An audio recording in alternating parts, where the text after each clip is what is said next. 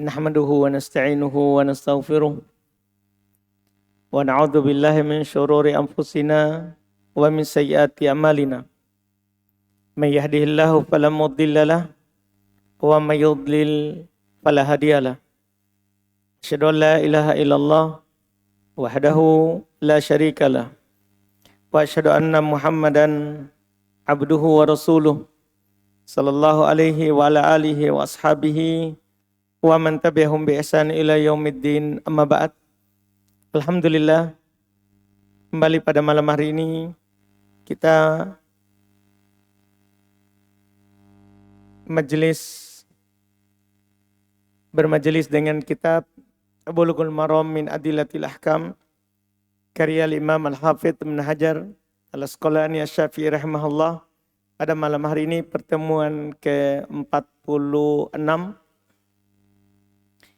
di kitab ini, tentunya di pembahasan Kitabus Shalah bab kedua, bab al-adhan, bab tentang adhan. Kita pada malam hari ini masuk di hadits 186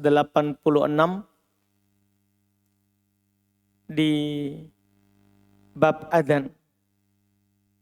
Kata beliau rahimahullah, wa an Abi Qatadah fil hadithi tawil fi naumihim anis salah thumma adzana Bilal fa shalla Rasulullah sallallahu alaihi wa alihi wasallam kama kana yasna'u kulla yaumin, rawahu Muslim. Kata beliau dari Abu Qatadah radhiyallahu anhu dalam hadits yang panjang karena beliau ringkas dari kisah panjang.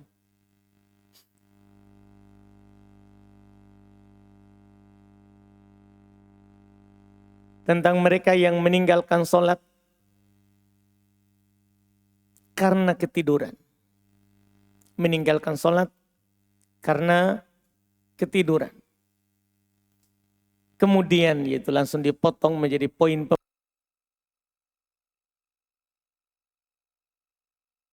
adzan. Maka Nabi SAW sholat sebagaimana yang beliau lakukan setiap hari. Hadits riwayat Imam Muslim.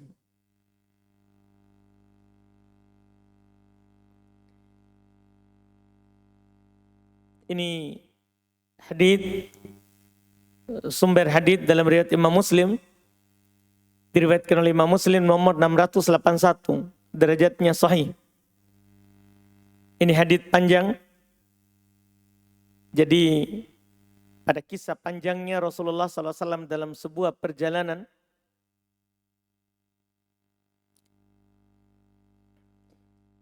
mereka istirahat singgah di sebuah lembah. Dan mereka tidur di daerah itu. Dan Rasulullah SAW sudah berkata saat tidur, waktu mau tidur, ihfadhu alaina sholatana, jaga sholat kalian, kalian jaga atas kami sholat kami. Artinya belum minta untuk dibangunkan. Belum minta untuk dibangunkan. Tapi mereka tertidur seluruhnya. Tentunya ini ada hikmah di balik ini. Maka ternyata yang pertama kali bangun adalah Rasulullah. Tapi matahari sudah panas. Matahari sudah panas. Maka kata Abu Qatadah, fakumna fazi'in. Kami pun bangun kaget. Rasulullah yang pertama sekali terbangun dan kami kaget karena matahari sudah panas. Maka kata Rasulullah, irkabu farokibna. Kita pindah, naik kendaraan. Naik ke hewan tunggangan. Maka kami pun naik ke hewan tunggangan kami. Artinya tidak langsung sholat. Pindah tempat. Iya. Karena itu adalah tempat yang banyak jinnya, banyak setannya. Karena mereka sampai tertidur. maka fasirna hatta idza irtafa'atis syams nazala. Kami pun jalan hingga matahari sudah tinggi. Kami pun singgah. Baru ada ini. Tsumma adzana Bilal. Kemudian Bilal adzan. Rasulullah SAW kata Abu Qatadah, sholat 2 rakaat tetap, kemudian sholat subuh. Qomat dan sholat subuh. Inilah potongan hadits tadi. Fikihnya yang boleh ingin kasih tahu kepada kita lewat hadits ini, itu disyariatkan adzan dan qomat terhadap sholat yang luput dan telah lewat waktunya. Jadi walaupun telah lewat waktunya, tetap disyariatkan apa? Adzan. Kalau ada orang ketiduran, tetap disyariatkan adzan. Juga tetap disyariatkan sunnah, qomat. Dan juga faedah tambahannya, tetap disyariatkan sholat sunnah, qobliyah. Kalau ada qobliyahnya. Walaupun sudah lewat waktunya. Lihat Rasulullah adzan, sholat 2 rakaat, qomat, baru sholat subuh. Padahal matahari sudah tinggi. Inilah faedah dari hadits yang belum bawa ini. Bahwa sholat yang luput tetap disyariatkan untuk qomat. Demikian pula sebelumnya tetap disyariatkan untuk adzan. Tetap disyariatkan untuk adzan. Kemudian hadits berikutnya ini faedah-faedah ringan saja ya. Karena ini semua hadits penutup dalam bab adzan. Sudah lewat hadits pokoknya. Kata beliau di hadits berikutnya. Lahu, masih sambungan dengan riwayat sebelumnya. An Jabir anan Nabiy sallallahu alaihi wasallam atal Muzdalifah fa shalla bihal maghrib wal isya bi adanin wahidin wa iqamatain. Ini mudah juga ini. Dalam riwayat Imam Muslim yang lain dari Jabir radhiyallahu taala anhu bahwa Nabi sallallahu alaihi wasallam tiba di Muzdalifah. Beliau salat maghrib dan isya dengan 1 adzan dan 2 qomat. Iya, walahu an Ibnu Umar, dan juga dalam riwayat Imam Muslim dari Ibnu Umar, jama'a bainal maghrib wal isya bi iqamatin wahidatin. Zada Abu Daud li kulli shalah. Wa fi riwayatin lahu walam yunadi fi wahidatin minhuma. Ini kita butuh lihat nanti riwayat yang kedua lagi. Hadits riwayat Imam Muslim juga dari Ibnu Umar radhiyallahu taala anhuma, bahwa Nabi sallallahu alaihi wasallam menjamak salat maghrib dan isya dengan 1 kali qomat. Jamak maghrib isya 1 kali qomat. Tadi 2 kali qomat. Jadi seakan-akan bertentangan. Tapi dalam riwayat Imam Abu Daud menambahkan untuk setiap kali solat. Maksudnya 1 kali qomat untuk setiap solat. Ini riwayat Abu Daud. Dalam riwayat lain, tidak diperintahkan adzan untuk salah satu dari 2 solat tersebut. Tidak diperintahkan adzan. Sumber hadits dulu. Hadits Jabir itu diriwayatkan oleh Imam Muslim nomor 1218. Dan hadits Ibnu Umar diriwayatkan oleh Imam Muslim juga nomor 1288. Dan Abu Daud nomor 1928. Derajat hadits sahih 2 riwayat yang pertama. Adapun tambahan dalam riwayat dengan lafaz tidak diperintahkan adzan, itu yang tambahan terakhir. Tidak diperintahkan adzan untuk salah satu dari 2 solat tersebut, ini adalah tambahan yang syadz. Dalam dunia ilmu hadits dikatakan ini tambahan syadz, mungkar, dhaif. Karena tidak ada dalam riwayat Imam Bukhari dan Muslim tambahan tersebut. Dan Syekh Al-Albani menghukumi sebagai riwayat yang syadz. Makanya ketika itu adalah dhaif yang tidak ada sama sekali adzan, kita ambillah fikihnya. Fikih hadits bagi orang yang jamak qashar. Ini khusus orang jamak qashar karena Nabi jamak di Muzdalifah, yaitu Nabi saat haji. Saat haji. Sunnah bagi yang jamak qashar untuk mengumandangkan 1 kali adzan dan 2 kali qomat. Yaitu di saat dia sholat, maksudnya misalnya dia menjamak zuhur asar, maka dia adzan. Kemudian qomat untuk sholat zuhur 2 rakaat, Setelah salam bangkit qomat untuk sholat asar 2 rakaat. Demikian pula maghrib isya. Seperti Nabi sholat di Muzdalifah maghrib isya. Maka 1 kali adzan 2 kali qomat. Maksudnya qomat, adzan, kemudian qomat untuk sholat maghrib 3 rakaat. Setelah itu bangkit lagi sholat isya sebelumnya qomat. Jadi kalau kita jamak qashar disyariatkan 1 kali adzan 2 kali qomat. 2 kali qomat. Iya. Dan juga bagi jamaah haji boleh untuk menjamak sholat duhur dan asar di Arafah serta maghrib dan isya di Muzdalifah. Ini nanti akan ditekankan di pembahasan haji. Bahwa jamaah haji itu kan tanggal 8 dia ke Mina. Persiapan besok ke Muzdalifah, ke Arafah. Iya, ke Arafah. Kemudian dia berangkat dari Mina pagi tanggal 9. Dia sholat duhur asar di Arafah dengan jamak qashar. 1 kali adzan ini yang kita bahas. 1 kali adzan, 2 kali iqamat. Kemudian memasuki maghrib, maka dia keluar dari Arafah ke Muzdalifah. Ke Muzdalifah. Dia akhirkan sholat maghribnya. Dia jamak di Muzdalifah. Dengan sholat maghrib 3 rakaat. Kemudian salam isya 2 rakaat. Kemudian salam. Tapi fikih kita di sini adalah dia adzan. Kemudian dia iqamat untuk sholat maghrib. Kemudian selesai maghrib. Maka iqamah kalau mau sholat isya. Demikian pula seluruh jamak qashar. Seluruh orang menjamak sholatnya. Seperti itulah yang disyariatkan. 1 kali adzan, 2 kali iqamat. 1 kali adzan, 2 kali iqamat.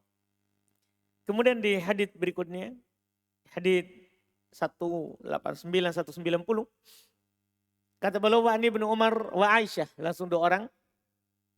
Dari Ibnu Umar dan Aisyah. Qala Rasulullah sallallahu alaihi wasallam, inna Bilalan yu'adzinu bilailin, fakulu washrabu hatta yunadi Ibnu Ummi Maktum. Wa kana rajulan a'ma la yunadi hatta yuqal lahu asbahta muttafaqun alaih. Ini terkait dengan mengangkat muadzin orang buta ya. Iya, fikihnya. Kata beliau dari Ibnu Umar radhiyallahu taala dari Ibnu Umar dan Aisyah radhiyallahu anhuma bahwa Rasulullah sallallahu alaihi wasallam bersabda, sesungguhnya Bilal akan beradzan pada malam hari, maka makan dan minumlah sampai Ibnu Ummi Maktum beradzan. Jadi subuh itu kan ada adzan pertama, ada adzan kedua. Saat adzan pertama masih boleh makan dan minum. Karena dia adzan di malam hari, belum terbit fajar. Belum terbit fajar. Kemudian Nabi setelah itu berkata, yaitu Ibnu Ummi Maktum adalah lelaki yang buta yang tidak akan beradzan kecuali setelah dikatakan kepadanya engkau telah masuk waktu subuh, engkau telah masuk waktu subuh. Karena beliau tidak melihat fajar. Sehingga ada berita bahwa telah masuk waktu subuh baru dia adzan. Hadits muttafaqun alaih. Kalau ini hadits muttafaqun alaih. Wa Ibnu Umar, inna Bilalan adzana qabla al-fajr. Fa'amarahun nabiyyu sallallahu alaihi wasallam ayyarji'a fayunadiya ala innal abdanam. Rawah Abu Daud wa dha'afah. Ini riwayat kedua sebagai pendukung saja dan dia adalah dhaif. Kata beliau dari Ibnu Umar radhiyallahu taala anhuma bahwa Bilal beradzan sebelum fajar.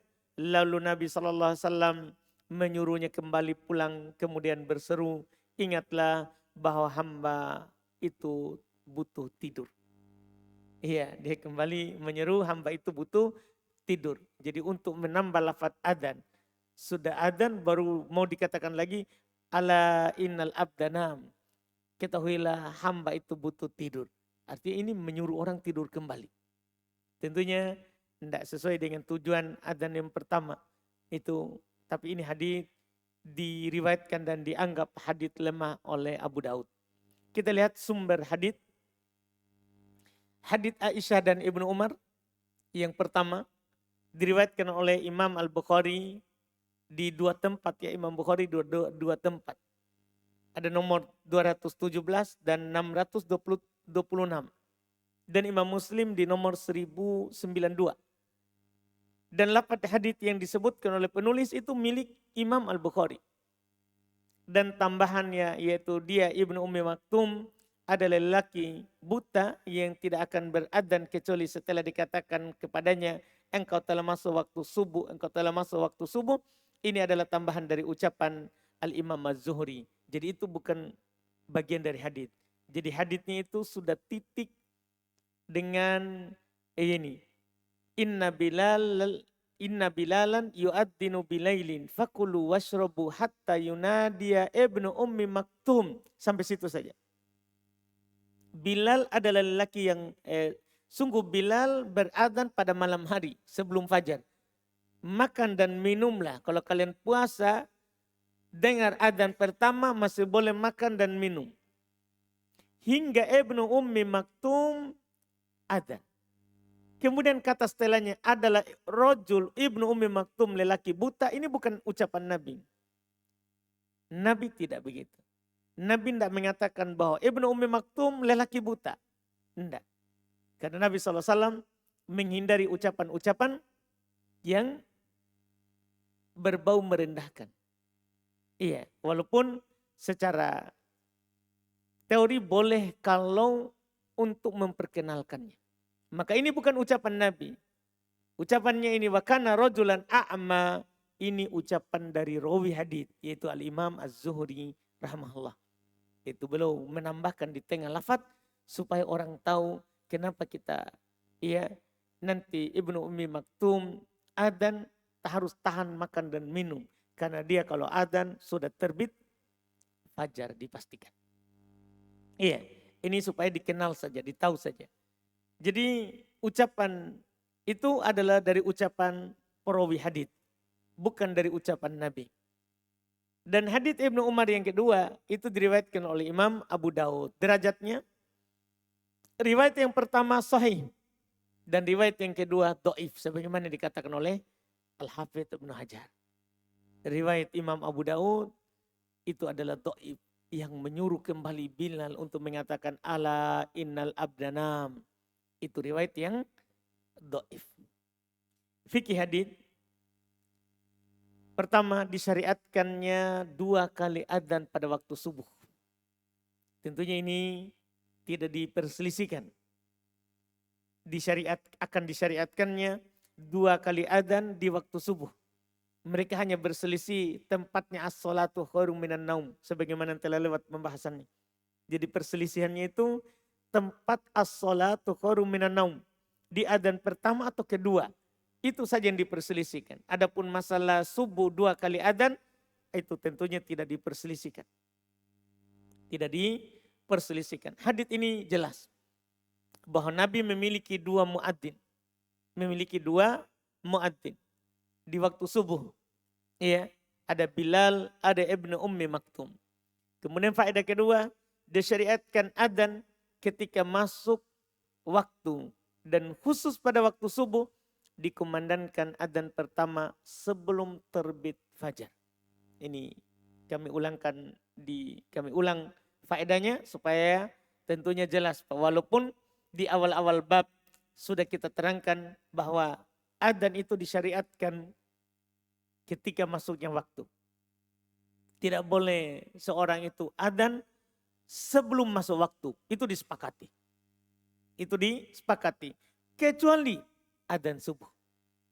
Pada adzan subuh boleh adzan sebelum masuk waktu, yaitu pada adzan pertama. Pada adzan pertama. Iya. Kemudian faedah ketiga, ini faedah namanya isyarat dari hadits ini, yaitu bolehnya menunjuk muadzin yang buta. Boleh muadzin itu buta, tidak dipersyaratkan muadzin itu harus melihat.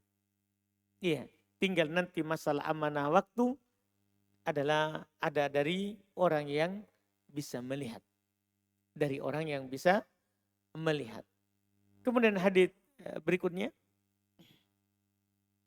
Ini hadits 192, 93, 94.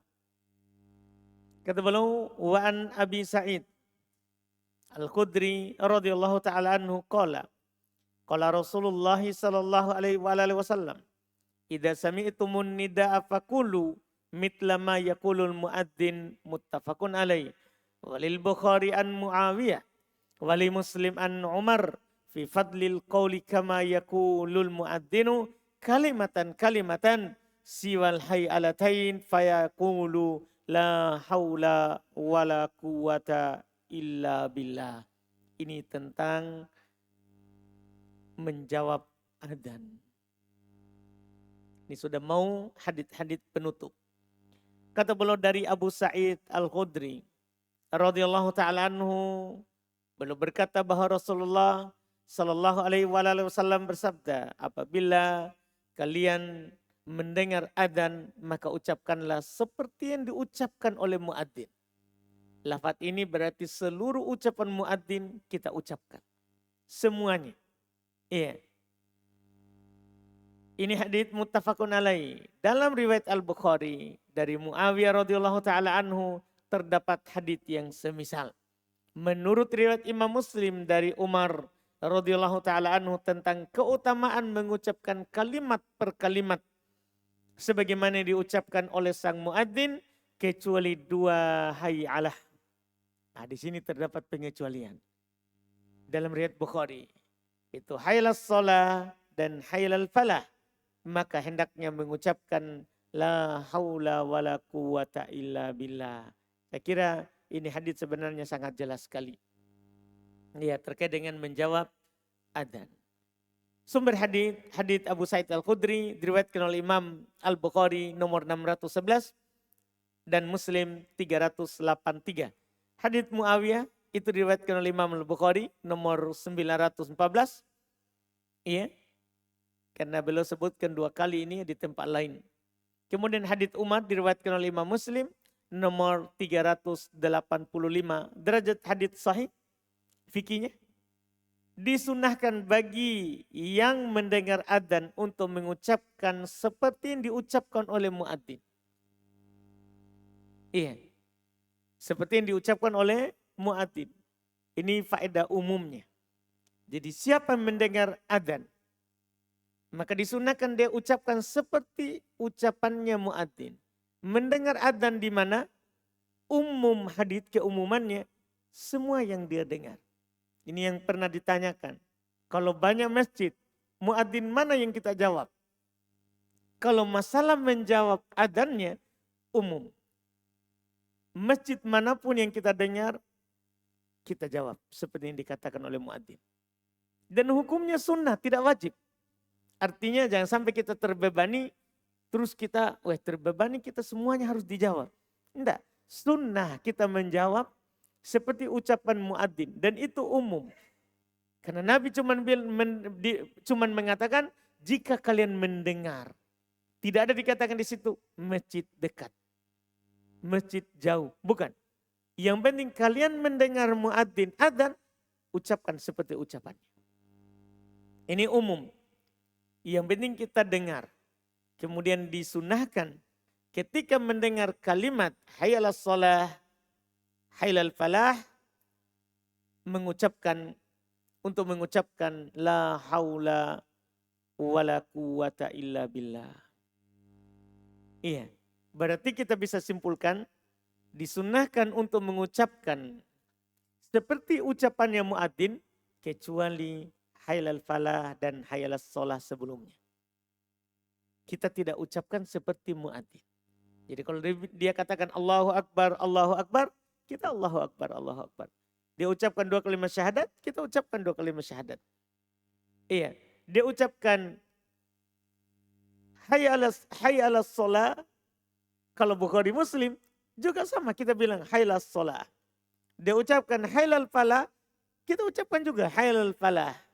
Ada yang berpendapat seperti itu. Karena beramal dengan riwayat Bukhari Muslim. Ada yang berpendapat dengan pendapat kedua, karena riwayat Bukhari Muslim itu umum. Setelah itu dikhususkan oleh riwayat Imam Al-Bukhari, Imam Muslim, bahwa kecuali itu namanya pengkhususan. Kecuali hayy alatain, itu hailal sholat dan hailal falah, kita ucapkan la haula wala quwata illa billah. Dan ini yang paling tepatnya. Sama seperti ucapan muadzin, kecuali dua hayy alah. Kecuali dua hayy alah. Kita mengucapkan la haula wala quwata illa billah. Hadits berikutnya.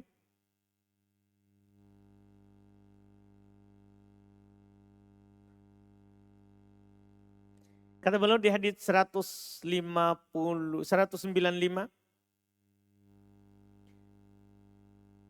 Wan Utsman ibn Abil As radhiyallahu taala anhu annahu qala, ya Rasulullah, ij'alni imama qaumi. Qala anta imamuhum waqtadi biad'afihim wattaqid mu'addinan la yaqut ala adanihi ajra. Terkait dengan mengambil upah dari adzan. Akhrajahul khamsah wa hassanahu Tirmidzi wa sahahul Hakim. Kata beliau dari Utsman ibn Abul As, bukan Utsman ibn Affan, ini lain. Dari Utsman ibn Abil As radhiyallahu ta'ala anhu, beliau berkata, wahai Rasulullah, jadikanlah saya sebagai imam kaumku. Maka kata Nabi kepadanya, engkau imam mereka. Perhatikanlah orang yang paling lemah di antara mereka. Yaitu ini nanti masuk di bab imam. Seputar imam. Bahwa imam itu melihat orang yang paling lemah di belakangnya. Orang tua, sakit, atau dal hajah. Yang memiliki keperluan. Nanti akan datang ini. Kita hanya menyinggung sebentar masalah pokok kita tentang adzan. Dan angkatlah seorang muadzin yang tidak menuntut upah dari adzannya. Ini yang kita bahas. Memberi upah muadzin. Dikeluarkan oleh Imam 5, Hasan menurut At-Tirmidzi dan Sahih menurut Al-Hakim. Hadits ini diriwayatkan oleh Imam Ahmad di Musnad jilid 4 halaman 21, Abu Daud nomor 527, An-Nasai di Sunan Al-Kubra jilid 2 nomor halaman 23, At-Tirmidzi nomor 209 dan Ibnu Majah nomor 714. Derajat hadis riwayat Imam Ahmad, Abu Daud, An-Nasai sanadnya hasan. Dan riwayat At-Tirmidzi dan Ibnu Majah itu dari jalur lain sebenarnya. Jadi belum bilang riwayat Imam 5 itu tidak beda jalurnya. Imam Ahmad, Abu Daud, An-Nasai satu jalur. Kemudian At-Tirmidzi, Ibnu Majah satu jalur. Jadi ini hadis dua jalur. Jalurnya riwayat Imam Ahmad, Abu Daud, dan Nasai hasan. Kemudian riwayat Tirmidzi dan Ibnu Majah dari jalur lain terdapat kelemahan. Karena dalam sanadnya terdapat rawi lemah yang bernama Ash'ath ibn Siwar. Dia rawi yang dhaif. Biografi Utsman ibn Abil As, karena baru pertama kali lewat bersama kita, beliau adalah Abu Abdillah Utsman ibn Abul As bin Bishr Ats-Tsaqafi. Nabi SAW mengangkatnya sebagai gubernurnya di daerah Taif. Inilah rahasianya kenapa beliau diangkat juga jadi imam. Karena masa dahulu siapa yang diangkat menjadi gubernur atau pemimpin sebuah daerah, dialah yang menjadi imam. Makanya ketika beliau diwakilkan oleh Nabi menjadi gubernur di daerah Taif, maka dia mengatakan, jadikan saya imam kaumku. Itu kan secara pasti. Maka Nabi berkata kepada beliau, engkau adalah imam mereka. Karena Nabi tentunya tidak akan mengangkat gubernur kecuali orang yang terpercaya. Kecuali orang yang terpercaya. Jadi beliau diangkat menjadi gubernurnya di daerah Taif. Hingga khilafahnya Abu Bakar. Dan di awal khilafahnya Umar. Iya. Jadi beliau terus menduduki kedudukan sebagai gubernur Taif di masa Nabi. Saat khilafahnya Abu Bakar selama 2 tahun masih dipercaya menjadi gubernur Taif. Demikian pula di khilafahnya Umar. Cuman di awal khilafah, di awal kekuasaannya Umar, Karena setelah itu Umar memberikan kekuasaan yang lebih besar lagi daripada itu. Karena Taif lebih kecil dan beliau terpercaya dalam mengurus hal tersebut. Sehingga Umar mengangkatnya menjadi gubernur, ya, gubernur Oman dan Bahrain. Langsung dua daerah yang beliau pimpin. Ya, negeri Oman dan Bahrain. Beliau termasuk yang datang kepada Rasulullah sallallahu alaihi wasallam untuk masuk Islam dari daerah Thaqif. Dan umur beliau waktu datang itu adalah 27 tahun. Dan pada akhirnya beliau meninggal di daerah Basrah pada tahun 51 Hijriah. Pada tahun 51 Hijriah radhiyallahu taala anhu.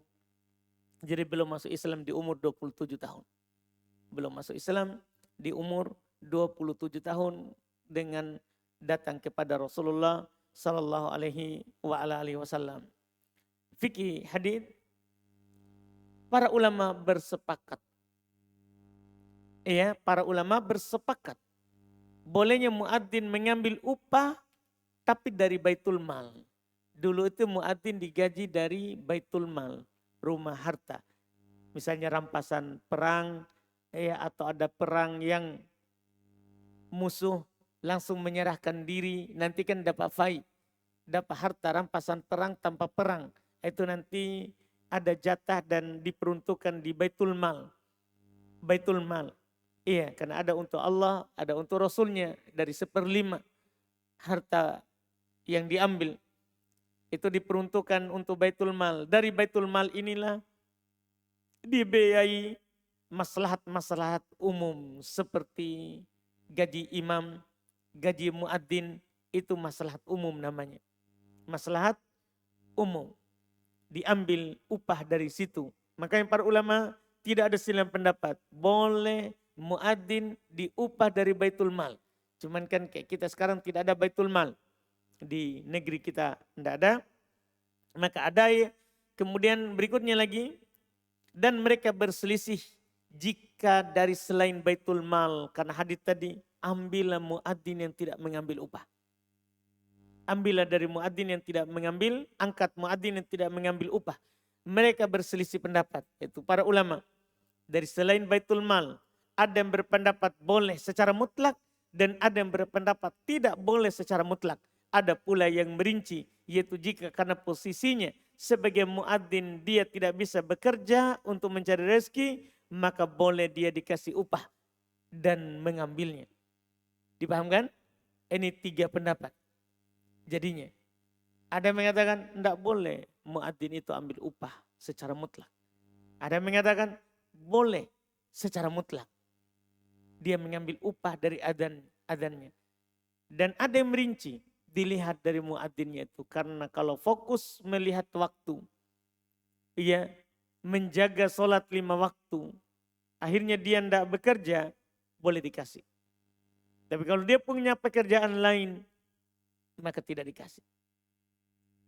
Satu riwayat Imam Ahmad dan sekelompok dari Hanafiyah memilih pendapat yang merinci. Dan pendapat ini dipilih oleh Syekhul Islam Ibn Taimiyah. Dan ini yang boleh, yang bagusnya insya Allah. Yaitu dirinci. Itu yang merinci terkait dengan mengambil upah bagi muadzin. Kemudian hadits berikutnya.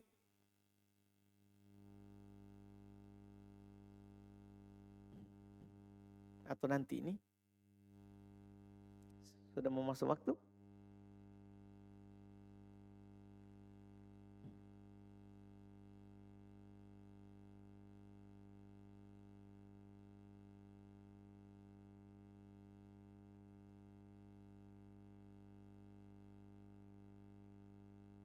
Baik, kita baca lagi satu ya.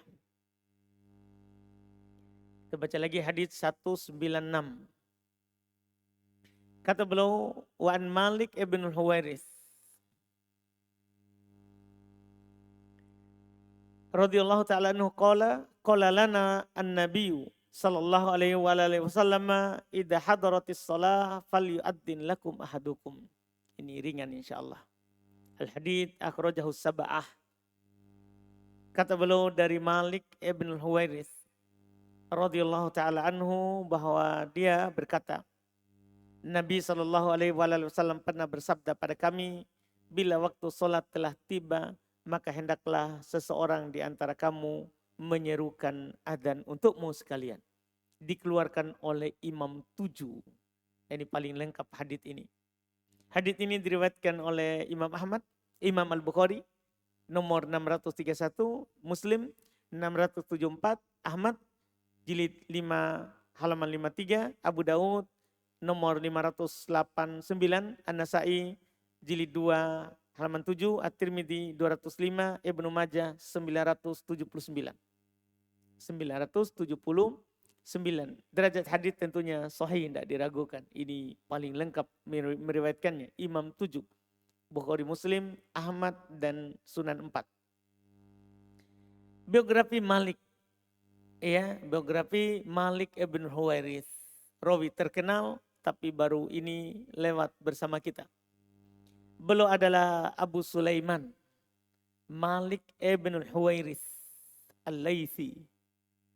Beliau datang belajar kepada Nabi sallallahu alaihi wasallam selama 20 hari. Ini paling terkenalnya. Beliau waktu itu bersama para anak muda dari daerahnya datang kepada Nabi sallallahu alaihi wasallam belajar. Ia tidur di masjid. Itu kalau kita sekarang kita bilang masuk pesantren. Ia masuk pesantren. Cuman kenapa hanya 20 hari? Nabi melihat mereka sudah mulai rindu keluarga. Karena baru awal-awal Islam. Nabi melihat mereka sudah mulai rindu keluarga, maka Nabi menyuruh mereka pulang dulu. Ya. Jadi bolehnya ini ya, santri disuruh pulang ya kalau sudah mulai dilihat rindu. Masya Allah. Senyum-senyum santri di depanku ini. Ya. Karena sudah mau pulang semua. Baik. Jadi mereka seperti itu. Maka kenapa 20 hari? Karena pas itu Nabi sudah melihat mereka sudah rindu keluarganya. Maka Nabi karena melihat mereka sudah mulai bosan karena rindu keluarga, ya maka belum menyuruh mereka untuk pulang kembali kepada kaumnya. Kemudian tinggal. Jadi mereka selesai pulang dan bukan berarti satu kali saja datang. Pulang, datang, pulang, datang. Iya, mereka seperti itu. Setelahnya, iya, cuman ini saya cuman menulis biografi singkatnya saja. Tidak disejarahkan berapa lagi pulang berikutnya. Ya, apa yang mereka lakukan di kaumnya. Jelas datang pertama, semuanya masih anak muda. Datang kepada Nabi SAW belajar. Kemudian pulang ke kaumnya. Nah, disitulah Nabi katakan hadits ini. Ketika Nabi suruh pulang, maka ada wasiat Nabi di situ. Di antaranya ini dipotong oleh Hafidz Ibnu Hajar ya. Hadits ini panjang. Di antaranya falyu'adzin lakum ahadukum. Hendaklah salah seorang dari kalian adzan. Dan diangkat imam. Kemudian Nabi juga berwasiat sallu kama ra'aitumuni usolli. Itu di antara wasiatnya. Salatlah sebagaimana kalian melihat saya salat. Ini sahabatnya Malik ibn Huwairits. Derajat hadits tentunya sahih. Malik ibn Huwairits sudah. Fikih hadits. Hukum adzan untuk sholat berjamaah. Kan tadi kan beliau katakan adzanlah untuk kalian seorang muadzin. Jadi hukum adzan untuk sholat berjamaah adalah fardu kifayah. Jadi adzan itu hukumnya fardu kifayah. Kalau sudah ada yang adzan, gugur dari yang lain. Gugur dari yang lain. Kemudian hukum adzan untuk orang yang sholat sendiri adalah sunnah. Karena yang sholat berjamaah fardu kifayah. Sholat sendiri sunnah. Tidak diwajibkan lagi. Bagi wanita tidak diperintahkan untuk adzan dan iqamah. Dan jika dia adzan atau iqamah tidaklah mengapa untuk perempuan. Jadi untuk perempuan tidak wajib adzan, tidak wajib, tidak sunnah adzan. Demikian pula iqamah. Tapi kalau dia adzan atau iqamah tidak mengapa. Kalau dia beradzan atau dia iqamah tidaklah mengapa baginya. Baik, kita cukupkan dulu. Alhamdulillah. Masih hadits-hadits berikutnya kita ambil lagi di pertemuan akan datang. Sisa sekali pertemuan lagi nih insya Allah. Sekali pertemuan lagi kita akan selesai dari bab adzan.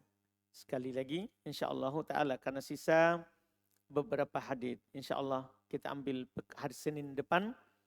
Iya, kajian pertemuan terakhir bab adzan sekaligus pertemuan terakhir di kitab Bulughul Maram sebelum Ramadan. Karena kita di bulan Ramadan libur dan kita tidak buka bab baru lagi supaya bagus nyambungnya nanti di setelah Ramadan. Jadi pekan depan pertemuan terakhir untuk adzan juga pertemuan terakhir di kitab Bulughul Maram untuk sementara waktu ini. Alhamdulillah.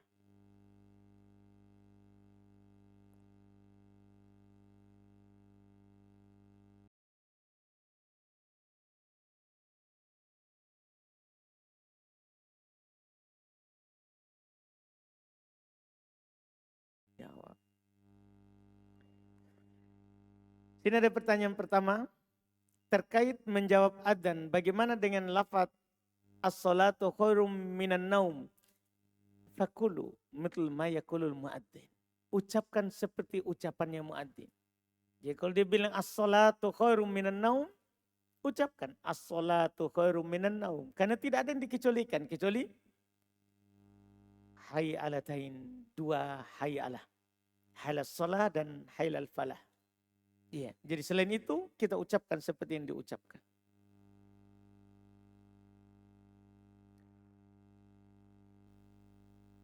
Apakah berdoa dengan mengucapkan semoga karena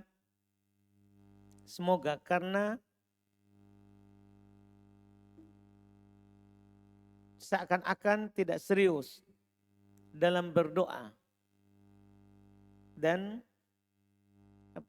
diganti dengan jadikanlah. Enggak apa-apa orang semoga. Itu tidak menunjukkan serius, tapi menunjukkan harapan. Kata semoga itu kan dia berharap. Dan berharap kepada Allah itu yang harus katakan. Iya, banyak lafaz semoga di doa, di harapan. Jadi harapan. Tidak apa-apa, yang tidak boleh itu adalah Allahumma gfirli in syi'ta. Allahumma arhamni in syi'ta. Ya Allah ampuni saya jika engkau berkehendak.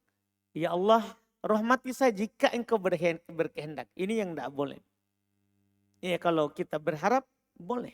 Kita berharap dibolehkan. Jika kita tidak mendengar adzan, karena di laut, atau dalam kurung pelaut, dan kita sholat sendiri, apa kita wajib adzan dan iqamah? Sudah tadi kita bahas. Iya, di fikih hadis tadi.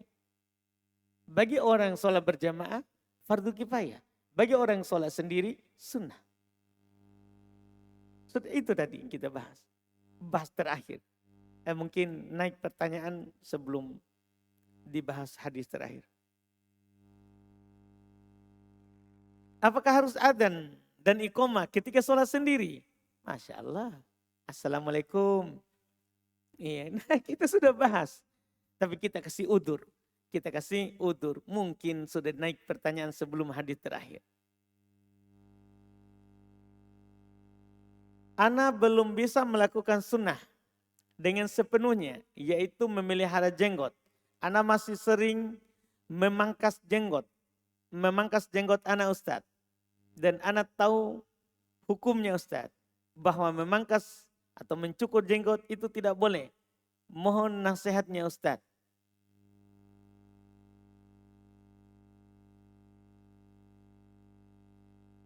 Apa nasihatnya itu? Masya Allah. Ciri orang baik, iya, dimulai dari generasi sahabat dan generasi setelahnya, itu mereka adalah orang-orang yang semangat melakukan sunnah yang disyariatkan. Yaitu sunnah kita bersegera mengamalkan ilmu. Bahkan itu disebut sebagai ciri orang soleh. Ciri orang soleh itu, ciri pertama dia semangat berilmu. Itu ciri nomor satu. Tidak ada orang soleh tanpa berilmu. Ada orang kalau dia bilang saya orang soleh tapi tidak punya ilmu, tidak, gugur semuanya. Karena ciri pertama orang soleh berilmu. Ciri kedua orang soleh adalah beramal dengan ilmu. Ciri ketiga orang soleh at-tamassuk bis sunnah. Itu dikarang oleh para ulama ciri orang soleh. Jadi ciri pertama saya cuma sebutkan 3 ciri saja. Ciri pertama berilmu. Alhamdulillah kalau kita sudah tahu tadi. Ciri kedua beramal dengan ilmu. Ciri kedua beramal dengan ilmu. Ciri ketiga berpegang dengan apa yang kita tahu. Istiqomah dengannya. Itu ciri ketiga orang soleh. Kalau kita mau tahu orang soleh, 3 ciri itu yang patut kita lihat. Nah, yang saya baca, bahwa di antara ciri orang soleh adalah beramal dengan ilmu. Ternyata itu kebiasaan orang soleh dari masa Nabi sampai orang-orang setelahnya. Di antara contoh yang dicontohkan, ciri orang soleh itu adalah semangat mengamalkan ilmu. Ada contoh disebutkan oleh para ulama dari kalangan laki-laki dan perempuan. Kalangan laki-laki, ada 2 kejadian di Madinah. Itu Nabi kan masjidnya tanah, lantainya, dindingnya kurma, pelepah kurma. Sehingga Nabi kalau sholat pakai sandal. Pernah suatu ketika Nabi sholat seperti biasa pakai sandal. Imami para sahabat. Di tengah sholat belum buka sandalnya dan dia letakkan di sebelah kiri. Yang masalah orang di belakang. Yang di belakang dia buang sandalnya. Semua. Dia buang sandalnya. Inilah ciri generasi terbaik yang Allah sebutkan di Quran. Radhiyallahu anhum wa radu'an. Allah ridho kepada mereka, mereka ridho kepada Allah. Kenapa? Tanpa bertanya, mereka amalkan. Yang penting sekedar dia lihat. Sekedar dia lihat Nabi. Tanpa dia tanya, ya Rasulullah kenapa engkau buang sandalmu? Kenapa engkau buka? Dia langsung amalkan. Kejadian pertama itu. Walaupun setelah sholat, Nabi kasih tahu, kenapa kalian buka sandal? Nabi tanya, kenapa kalian buka sandal? Buang sandal kalian. Ya Rasulullah kami lihat engkau buka sandal, ya kami juga buka. Kata Nabi, Kak, saya dikasih tahu oleh Jibril, di sandal saya ada kotoran. Ya saya buka, kalian tidak ada kotoran. Tapi poinnya adalah, begitulah orang soleh. Dia kalau datang syariat tanpa bertanya, lakukan. Itu di laki-lakinya itu. Kejadian kedua di laki-laki, jadikan kiblat itu awal kiblat menghadap Baitul Aqsa. Menghadap Palestina. Kalau penduduk Madinah berarti dia belakangi Masjidil Haram Makkah. Kalau dia menghadap ke Baitul Aqsa. Turunlah pada malam hari. Karena Nabi selalu berharap bahwa kiblat itu dipindahkan ke Masjid Haram Makkah. Tapi kan syariat awal namanya ini. Turunlah di waktu subuh ayat fawallu wujuhakum syatar. Wa haitsu ma kuntum fawallu wujuhakum syatar. Dimanapun kalian berada, arahkan wajah kalian ke arah Masjidil Haram Makkah. Turun di malam hari. Orang-orang yang sholat di Masjid Nabawi tahu, karena Nabi kasih tahu. Sudah turun perubahan kiblat. Sehingga mereka dari awal sholat menghadap Ka'bah. Setelah selesai sholat, keluarlah seorang sahabat yang setelah sholat pulang. Yang mana rumahnya melewati Masjid Quba. Masjid Quba. Dia lihat teman-temannya sholat menghadap Baitul Aqsa. Dia bilang, kiblat telah diubah. Ini orang bilang di gelap gulita. Waktu itu tidak ada lampu. Kiblat sudah diubah. Karena mereka keluar tidak ada yang saling mengenal. Kalau Nabi bacanya pendek. Dikasih tahu lah kiblat telah diubah. Mereka langsung putar. Tidak ada cerita. Siapa yang bilang itu tadi? Masa harus orang ini malam-malam begini? Tidak ada. Langsung dia putar. Imam dan makmumnya. Ciri orang soleh. Itu laki-lakinya. Perempuannya. Tidak kalah dari itu. Perempuannya. Tatkala turun kewajiban hijab. Kewajiban bercadar. Itu yang saya baca waktu pembahasan kitab wajibnya, kitab tentang hijab. Hadiah untuk muslimah. Hukum seputar hijab dan tabarruj. Ada di situ, ya ketika turun ayat di surat An-Nur, ayat 31 atau 32 itu, tentang kewajiban bercadar. Iya. Itu ketika turun itu ayat, antum tahu apa yang dilakukan oleh para perempuan? Mereka kan pakai sarung, kebiasaan dulu perempuan laki-laki pakai sarung. Cuma bedanya laki-laki sarungnya di atas mata kaki, dulu perempuan sarungnya di bawah mata kaki. Mereka lebihkan. Ya, bahkan mereka menyeret ke bawah.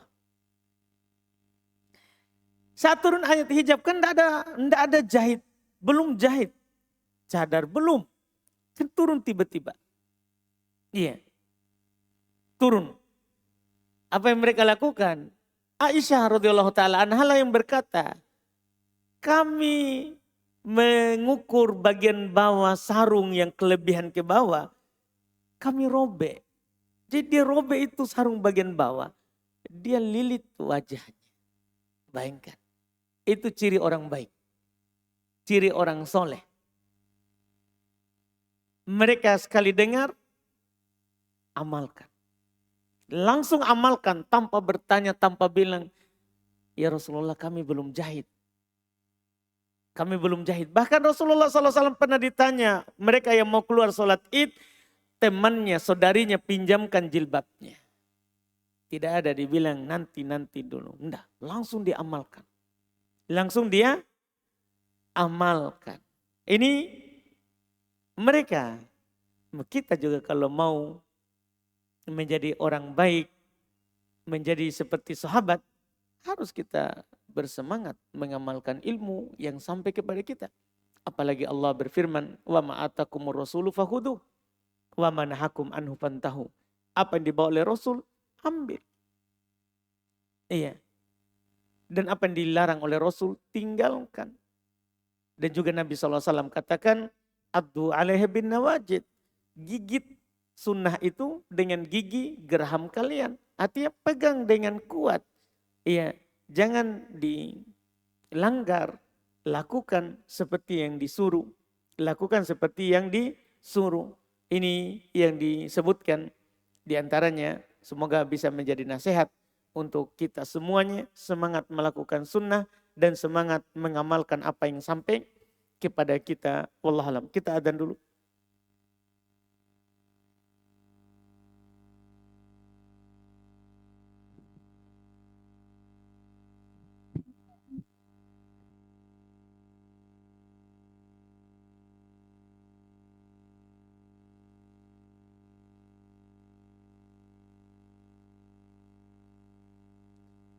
Kita lanjut sini, pertanyaannya masuk.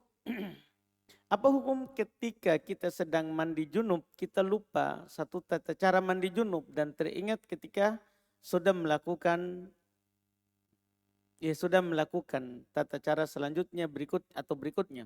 Apakah perlu mengulang dari awal? Tidak perlu. Kalau dibilang perlu, tidak. Karena mandi junub itu kita siram saja kepala, membasahi seluruh badan, sah. Iya, jadi kalau dibilang perlu, enggak. Tapi kalau kita mau misalnya mandi junub sempurna, maka boleh kita ulang. Kita ulang wudhu sempurna, kemudian siram kepala, siram badan, atau wudhu sampai mencuci ya tangan, kemudian saat mau usap kepala langsung disiram kepalanya, kemudian siram badan, kemudian setelah selesai kita siram kaki, iya itu tentunya mandi sempurna kalau mau diulang. Tapi kalau langsung tidak diulang tidak apa-apa karena sah mandi tanpa wudhu, mandi junub dengan niat.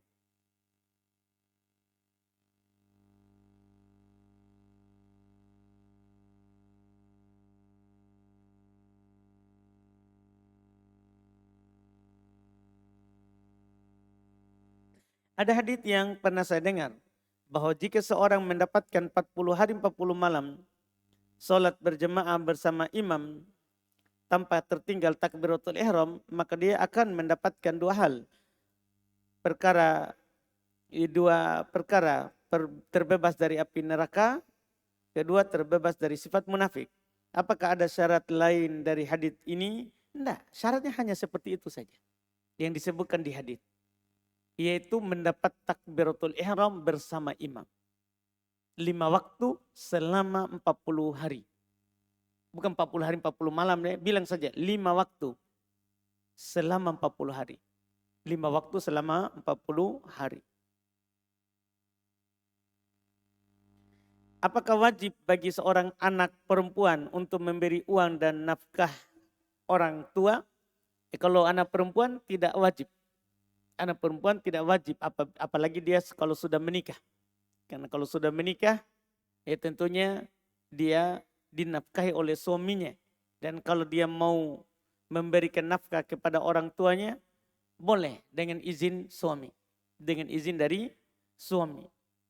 Tapi kalau dia tidak punya anak kecuali perempuan, iya, tentunya kita katakan kepadanya dia berikan. Kalau dia punya penghasilan kepada orang tuanya. Dan walaupun tidak wajib tadi ya, bagi anak perempuan, tentunya bukan berarti kita katakan tidak memberikan, tidak balas, enggak. Kalau masalah itu tentunya dia harus berbuat baik kepada ibunya, baru bapaknya.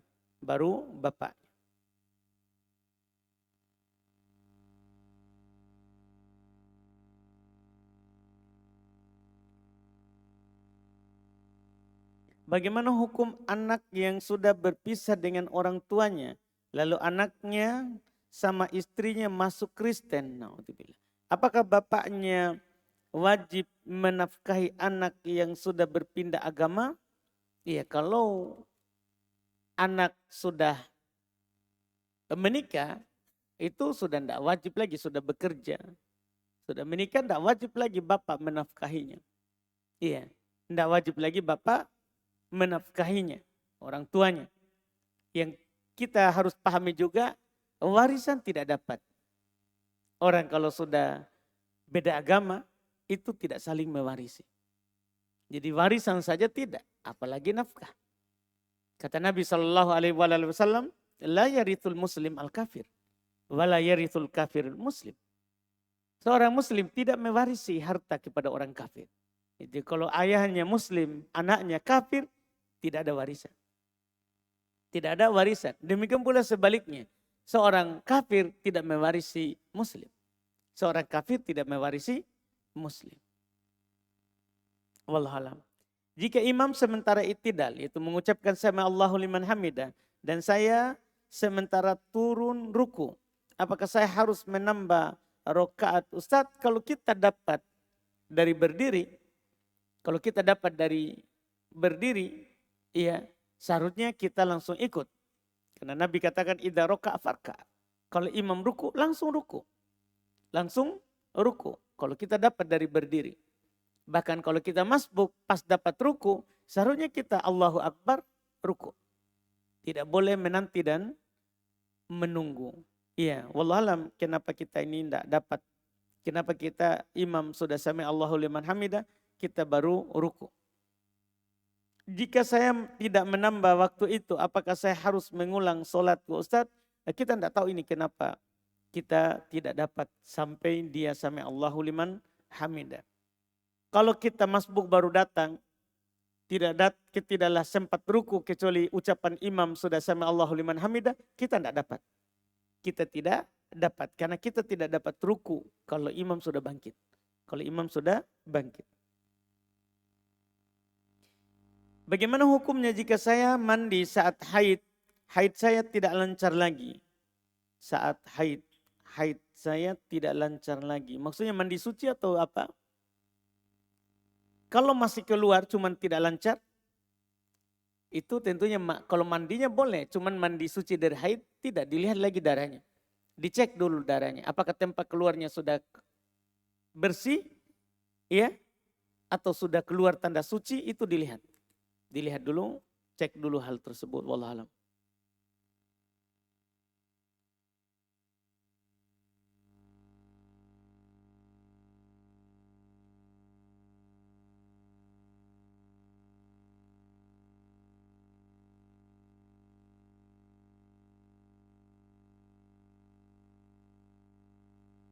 Ustaz, bagaimana hukumnya minum obat penahan haid jika bulan Ramadan? Karena saya ingin full puasa. Kalau kita tidak minum itu lebih bagus. Darah haid itu kan darah fitrah yang Allah tetapkan untuk banati Adam. Anak perempuan dari Adam. Kalau kita tidak menahannya lebih bagus. Lebih baik. Apalagi itu nanti bisa menyebabkan haid kita tidak teratur berikutnya. Karena kita tahan. Karena kita tahan.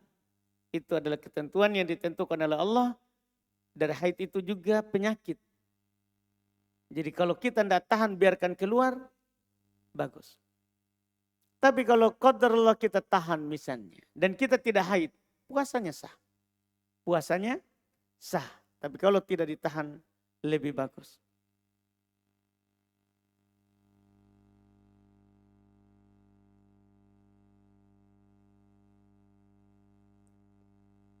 Mohon nasihatnya Ustadz untuk suami yang ketika mendengarkan adzan malah tersibukkan dengan HP-nya. Dan tidak bergegas ke masjid jika sudah iqamah. Tentunya kita katakan kepadanya Allah Subhanahu wa taala berfirman, wasari'u ila magfiratin min rabbikum wa jannah. Bersegeralah kalian kepada pengampunan Rabb kalian dan surga. Salat itu pengampunan Allah. Karena ketika orang salat, maka diampuni baginya salat antara salat yang sebelumnya dan salat yang sekarang. Maka segeralah kepada pengampunan Rabbmu, itu kata Allah. Dan kepada surga, karena salat itu adalah surga. Kata Nabi SAW,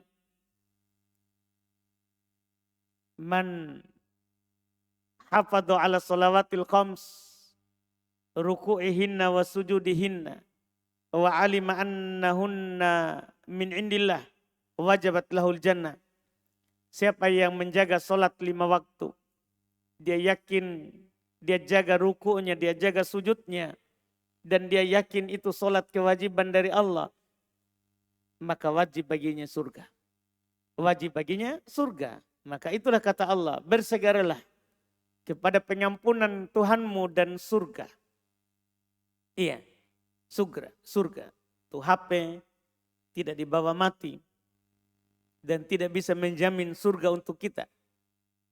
Nanti yang pertama sekali kita ditanya dalam hadits Anas, solat. Kita tidak ditanya berapa HP-mu, HP apa kau pegang. Tidak. Tapi yang pertama sekali ditanya adalah solat.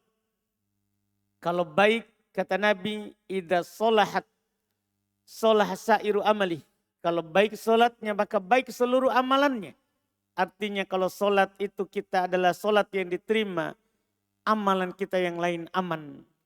Tapi kata Nabi, wa idza fasadat, fasada sairu amali. Kalau solatnya rusak, rusak seluruh amalan. Puasa kita percuma, zakat kita percuma, haji kita percuma kalau sholat hancur. Kalau sholat rusak. Maka inilah kata Allah, wasari'u ila magfiratim min rabbikum wa jannah. Juga Nabi SAW bersabda, badiru bil a'mali fitanan. Bersegeralah melakukan amalan sebelum datangnya banyak cobaan. Kadang nanti kita mau sholat tidak bisa. Kita mau ke masjid tidak bisa. Iya, kita sudah bungkuk. Kita sudah tidak bisa berdiri. Itu kan masalah nanti. Maka bersegeralah untuk melakukan sholat sebelum datangnya banyak sekali cobaan dan ujian. Khud min sehatik qabla marodik. Kata Ibnu Umar, pakai waktu sehatmu sebelum kamu sakit. Wa faroguk qabla syuglik. Masa luangmu, lapangmu sebelum kamu sibuk. Wasyababik qabla haromik. Wasyababuka qabla haromik. Ambil masa kuatmu sebelum kamu pikun. Sebelum kamu pikun. Iya, gunakan masa kuatnya. Wallahualam.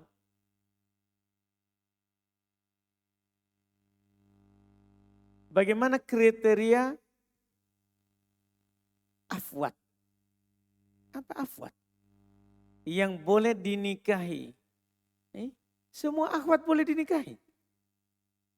Iya. Yang tidak boleh tuh ikhwat. Iya. Semua akhwat boleh dinikahi. Barakallahu fikum. Iya. Boleh dinikahi. Apa mauta itu? Pertanyaan terakhir. Ini sudah berlalu ini waktu. Masya Allah. Untung tidak ada Syekh Bilal. Anak-anak buahnya kan bisa disogok sedikit. Apa dalil yang menunjukkan bahwa tangan itu aurat? Masya Allah. Dalilnya adalah Nabi SAW bersabda, al-mar'atu aurah. Perempuan itu aurat. Tidak ada yang dikecualikan. Tidak ada yang dikecualikan. Nabi cuma bilang begitu. Al-mar'atu aurah. Jangan menyesal. Kita minta dalil.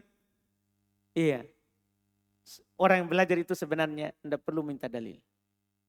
Tidak perlu minta dalil. Tapi boleh kita minta dalil untuk menguatkan keyakinan. Menguatkan keyakinan. Kalau kita tahu sebenarnya ini ustadz, orang ulama sunnah, dia selalu berfatwa, kebanyakan ucapan yang dia ucapkan adalah di atas dalil, kita tidak boleh tanya dalil. Sebagai muqallid, sebagai orang yang hanya ikut. Tapi kita anggap kita semua adalah penuntut ilmu, boleh tanya dalil. Karena penuntut ilmu itu kan dia mau sampaikan juga ke orang lain. Nanti dia akan ditanya dalil. Maka Nabi SAW bersabda dalam hadits riwayat Imam Tirmidzi dan selainnya, al-mar'atu aurah. Perempuan itu aurat. Tidak ada yang dikecualikan. Tidak ada yang dikecualikan dari perempuan yang bukan aurat. Apalagi ketika dia sudah keluar. Kata Nabi lanjutan haditsnya, idza kharajat istasyrafah syaiton. Apabila dia sudah keluar akan dipercantik oleh setan. Jadi semua dari perempuan kalau dia keluar dipercantik oleh setan. Apapun yang dia miliki, itu perempuan. Kalau dia sudah keluar rumah, berjalan keluar, itu dipercantik oleh setan. Iya. Dan tidak perlu kita buktikan ya. Semua akhwat yang lewat di bawah, semua cantik. Tidak ada yang jelek. Apapun yang dia kelihatan, cantik semuanya. Makanya jangan mendekat ke sebelah. Jangan duduk-duduk di situ. Karena semua yang lewat cantik. Tidak ada yang tidak cantik. Apapun yang lewat itu yang kelihatan semuanya cantik. Tangannya, apalagi matanya. Katanya Abu Sufyan. Ampun. Iya. Jadi makanya hindari. Hindari di situ Abu Sufyan, hati-hati. Iya.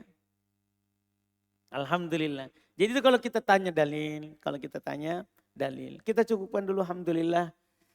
Mudah-mudahan kita bisa lagi menyelesaikan di pekan depan ya. Tentang adzan, baru kita libur taklim Bulughul Maram insyaallah taala. Subhanakallahumma hamdik, asyhadu an la ilaha illa anta astaghfiruka wa atubu ilaik. Assalamualaikum warahmatullahi wabarakatuh.